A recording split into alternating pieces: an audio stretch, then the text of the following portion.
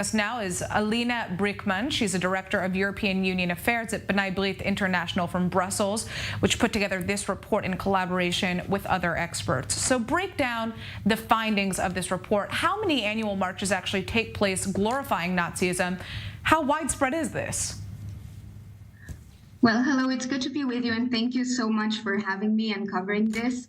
We looked at 12 annual such marches glorifying Nazism and fascism happening all over Europe, from north to south, east to west.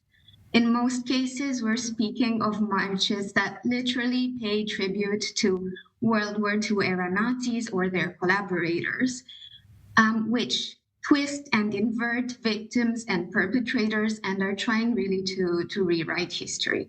So what did we see? I'll start with the obvious bit: anti-Semitism, Holocaust denial and distortion, the use of illegal Nazi symbols, of illegal slogans inciting to racial hatred, the sale of Nazi memorabilia. All these things are widespread and omnipresent in these marches.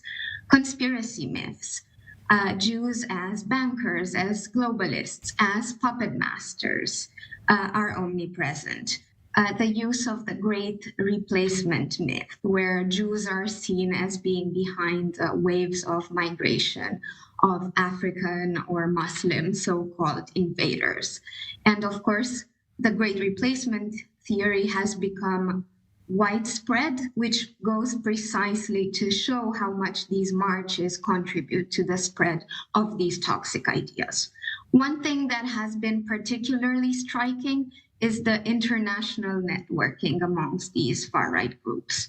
So we'll see members of designated terrorist organizations, such as the UK's National Action or the Russian Imperial Movement, are often among the international attendees at these marches. We'll see contingents of German neo-Nazi groups, of Scandinavian Nordic resistance movement, of Serbian, Bulgarian ultranationalist groups, traveling all around Europe to other countries, to Italy, to France, to the UK, to join other fellow Nazi sympathizers in their events. So one particularly quaint example, if I may, is a keynote speaker at the Blue Division March in Spain, who was awarded a scholarship by the German far-right precisely to learn so-called techniques of propaganda and combat. So we're seeing those international links are strengthening, which is quite ironic,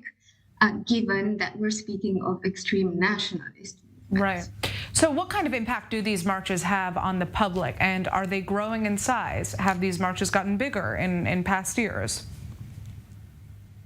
Well, what these marches end up doing, and their size really tends to vary from year to year, from place to place. There was some expectation that perhaps after COVID, these might die down, but as we see, that's really not the case. What these marches do is they intimidate and they silence targeted communities, be they Jews, be they LGBT folks, refugees, or other vulnerable groups. Every march glorifying Nazism or fascism allowed to take place on Europe's streets contributes to that feeling that authorities are not willing to take sides between the aggressor and the victim. So when police are protecting fascist demonstrators, this sends a message to the Jewish community and others that authorities might not be on their side, but might not be there to prevent an eventual hate crime.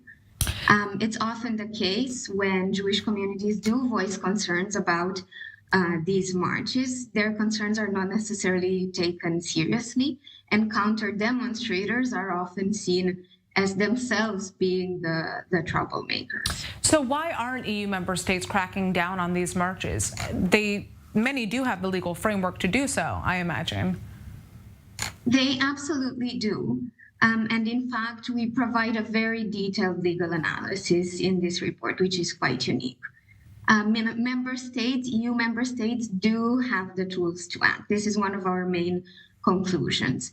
At the very least, they have the tools to police individual instances of illegal behavior happening in these marches. The truth is the situation is quite complicated. A march can be banned one year but allowed to move forward the next year, or it can be banned in a certain location and then it will re-emerge elsewhere. Or a march is banned, police is mobilized, but in order to avoid commotion, the police contingent essentially ends up escorting the demonstrators, and that truly sends a dangerous message. It tells those anti-democratic factions that the streets belong to them. Right. So we do acknowledge that these systematic bans are not easy to implement. Restrictions on freedom of expression and assembly are exceptional. They should be exceptional. Nevertheless, these freedoms are not meant to be abused by anti-democratic forces that aim to undermine democracy. So authorities must use these tools. All right. Well, I'd like to thank you so much for joining us, Alina, and breaking this down. Obviously, terrifying to see that this is still taking place on the streets in 2023, and hopefully this report is going to be taken seriously by authorities across the European Union. We're moving on right now to Iran.